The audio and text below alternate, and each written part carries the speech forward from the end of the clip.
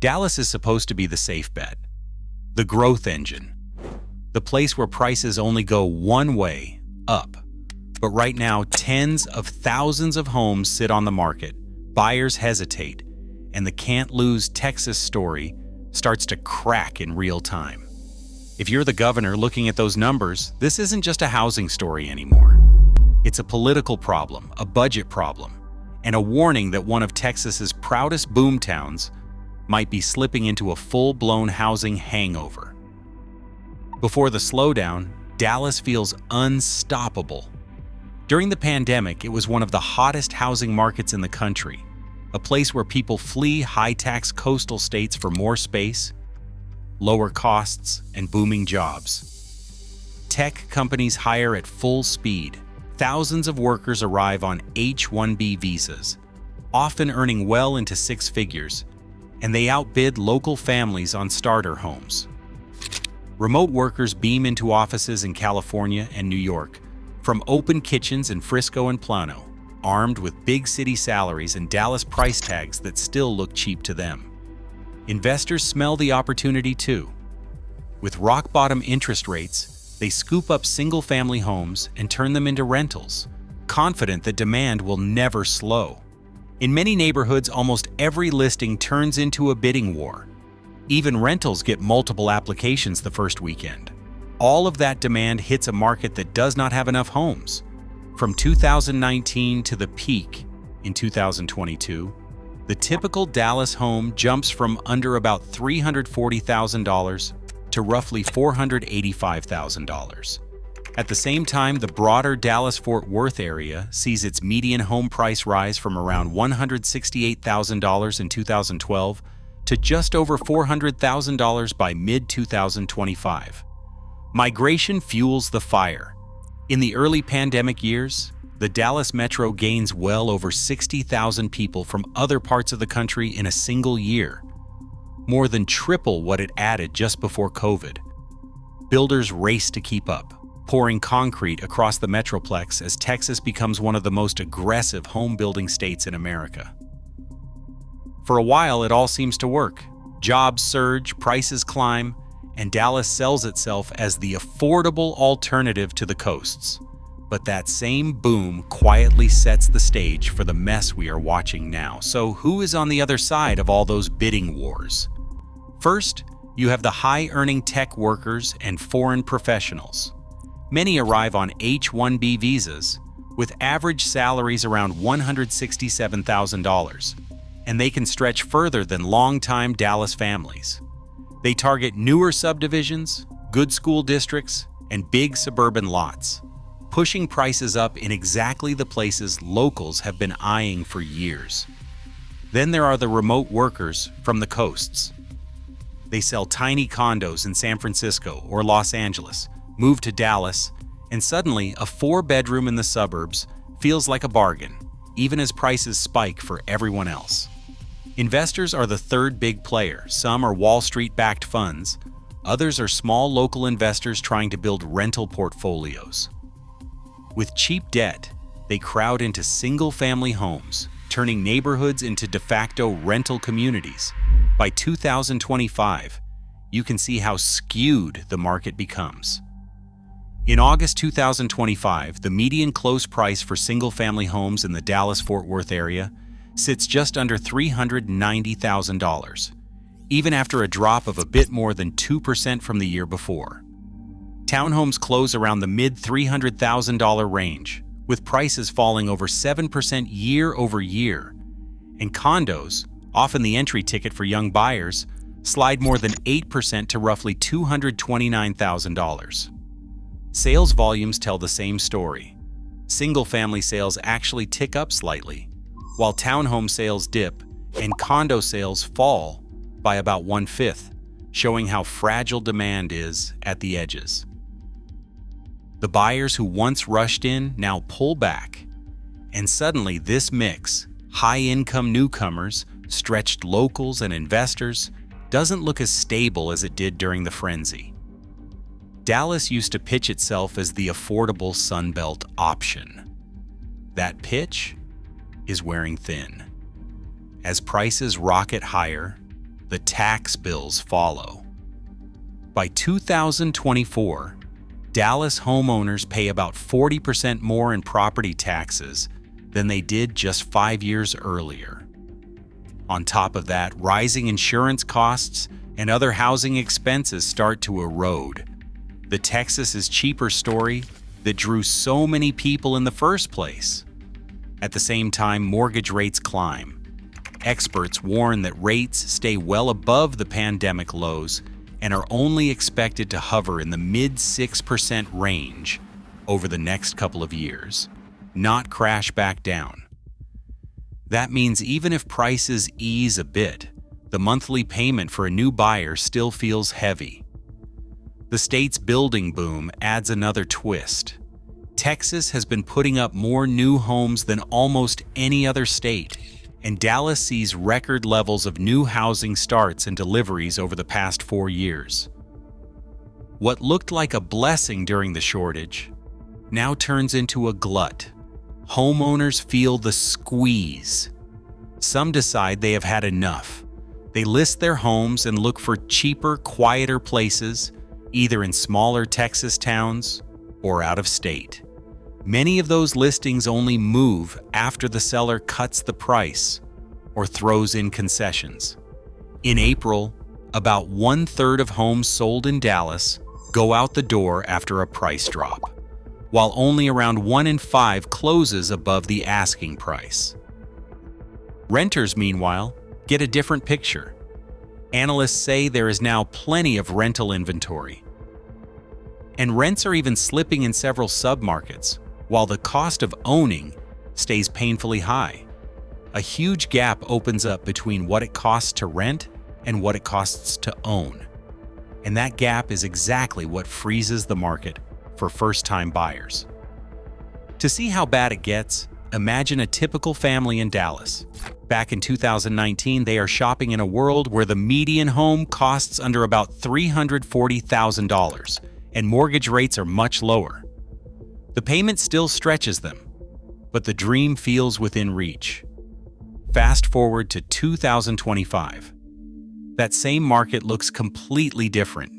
Recent data shows the median close price in the Dallas-Fort Worth area around $388,000, down a bit more than 2% from last year, but still far above pre-pandemic levels.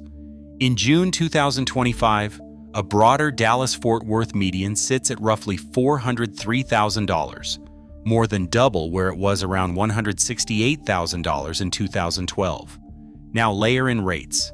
National forecasts say mortgage rates average roughly 6.4% in late 2025 and stay just above 6% in 2026. On a home close to $400,000, that pushes the monthly payment far above what many renters are paying today. The Dallas-Fort Worth market shows the strain. The average home value in the metro across all property types sits around $377,000 after slipping almost 3% in a year. At the same time, there are well over 36,000 active listings and about 4.7 months of inventory, up nearly 18% due to needs, which means homes sit longer and sellers are forced to negotiate. Days on market tell the human story. Homes now take close to 90 days to sell on average, roughly a week or more longer than a year ago, and far slower than the pandemic frenzy. Buyers have time, but many still decide to wait because, as one economist puts it, there is a massive affordability gap between the cost of renting and the cost of owning at today's prices and rates. If you're in the governor's office and you see families priced out, sellers cutting deals, and the market cooling even as supply piles up, you don't just worry about headlines. You start asking a bigger question. What happens to Dallas and to Texas if this correction runs deeper than anyone hoped? When you zoom out from one family to the whole Dallas-Fort Worth market, the same pattern shows up. Tens of thousands of homes are on the market at the same time. Agents talk about buyers having their pick again.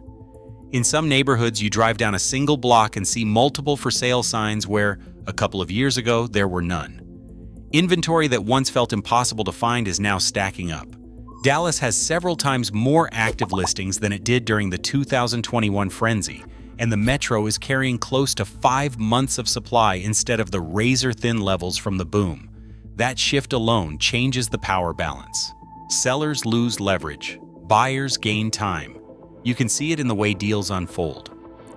Homes sit for weeks, then months. Many sellers test a high price, cut it once, maybe twice, and only then get a serious offer. Around a third of sales close after a price drop, while only a smaller slice still manage to go above asking. Days on market stretch out. Single-family homes now take close to 3 months to close. Townhomes and condos take even longer, creeping toward that same 3-month mark before a deal is done. For buyers, that feels like breathing room. For sellers, it feels like quicksand. Behind the scenes, the slowdown is worse than it looks in the headline prices. Some contracts fall apart when inspections come back ugly, or when buyers get cold feet and decide renting still makes more sense. Builders quietly offer incentives and rate buy-downs to move their backlog. The market doesn't crash in one dramatic moment. It just slowly gums up, deal by deal. There isn't one single hurricane or fire that breaks Dallas. It's death by 1,000 small shocks, all hitting at the same time. Mortgage rates rise off the floor and then refuse to come back down. Builders pour out record numbers of new homes across North Texas just as buyers grow nervous. Migration from other states slows from a flood to more of a steady trickle. Analysts start flashing warning lights. One data firm calls Dallas-Fort Worth overvalued by more than a fifth, and projects that prices could fall in the high single digits over the next year if nothing changes. Zillow, looking at a different model, still sees a gentle slide in values rather than another big boom. On the ground, it shows up fast. 1 month, agents are telling buyers to hurry before the spring rush. A few months later, they are telling sellers to be patient, to accept that showings are slow and offers are cautious. Open houses are quiet. Price cuts become a normal part of the listing strategy instead of a last resort. In just a few weeks, the vibe flips from fear of missing out to fear of overpaying. That is when things really freeze. Buyers who can qualify step back and wait. Investors sharpen their pencils, but hold off unless they see big discounts. Up in Austin, state leaders see a flagship metro in the headlines for the wrong reasons. Inventory surge, price cuts, buyers back in control. Dallas, once the proof of the Texas miracle, now looks like the first big test of how that miracle handles a hangover. For years, the political story is simple. Texas wins. Companies move in, jobs explode, and housing construction keeps up. But when Dallas starts wobbling, that victory lap turns into a turf fight. The state encourages growth. Texas helps draw in big employers, cuts a business-friendly profile, and lets builders run hard. Dallas-Fort Worth adds well over 100,000 jobs in a single year and posts some of the strongest job growth in the country. That kind of success becomes the centerpiece of the governor's message. On the ground, though, city and county leaders deal with the fallout. Property taxes climb roughly 40% in just 5 years for many homeowners. Insurance costs rise, infrastructure strains. Residents complain that the Texas discount is gone, but their wages have not kept up with home prices, taxes, and fees. Local officials push for relief and controls. State leaders worry about spooking builders or slowing corporate relocations. Regulators and lenders watch the Dallas numbers and debate how aggressive to be about appraisals, risk, and new construction. At the same time, national forecasts show something awkward. Across the country, home sales and prices are expected to grind higher over the next couple of years, even as Dallas looks weaker. That makes the Dallas story harder to spin. This is not just a national slowdown. It is a local stress test for the Texas model itself. The politics of housing shift from how do we build more to how do we keep this from breaking. And no one at the state level wants to be the one blamed if Dallas turns from poster child into cautionary tale. Not every corner of Dallas-Fort Worth takes the same punch. Some parts of the market are already bleeding. Others still hold their ground. At the top of the stress ladder sit condos. Sales drop by about 1/5, dollar volume falls sharply, and prices slip more than 8% in a year. Months of inventory for condos stretch toward 8 months, meaning it would take close to that long to clear the listings at the current pace. For sellers, that feels like forever. Next are townhomes. They were a hot alternative during the boom years, but now townhome prices slide more than 7% and sales volumes shrink. Inventory. Here pushes past 6 months. Buyers know it. They negotiate hard, ask for repairs, and walk away if a deal doesn't feel perfect. Single-family homes sit in the middle of the ladder. They are still the backbone of the Dallas dream, so demand is steadier. Median prices dip only a few percent, but days to sell creep toward 3 months, and listings pile up, especially in higher price bands. Break the market down by price, and the pattern sharpens. Lower-priced homes, under roughly $250,000, stay more resilient with tighter inventory and smaller price moves. Middle-tier homes see more give. At the high end, luxury listings can sit for months, with very few buyers willing to take the risk while values drift. Zoom out across Texas, and some counties around North Texas show up near the top of national motivated seller lists, places where price cuts, long marketing times, and seller concessions are becoming the norm. Dallas itself isn't the absolute worst performer in the state. Forecasts suggest some metros, like Austin, may see even larger price drops, while others on the border hold up better. But that's exactly why Dallas matters so much. If a region with this many jobs and this much migration is under pressure, weaker markets could be next. So where does that leave Dallas right now? Most experts don't call this a total collapse. Instead, they see a long, uncomfortable slide. Some models predict Dallas home values drifting down a couple of percent over the next year or so. Others warn the drop could be closer to the high single digits if mortgage rates stay high and inventory keeps building. For buyers, that means time and leverage. The most stressed segments, condos, townhomes, and higher-end listings, are where you are most likely to find serious discounts, closing cost help, or rate buydowns from builders. For investors, it is a warning that blind faith in endless Sunbelt appreciation no longer works. You have to underwrite deals with flat or even falling prices in mind. For owners, it is a moment of honesty. Some will decide to hold on, ride out a few years of softer values, and focus on long-term growth. Others, especially those hit hardest by taxes and insurance, will cash out before prices slip further. Zoom back to the governor's view, and Dallas is no longer just a bragging point. It is a stress test for the whole Texas story: fast growth, heavy building, and a belief that everyone wants to move here forever. If Dallas cannot find a soft landing, the rest of the Sunbelt boomtowns watching from the sidelines might be next in line.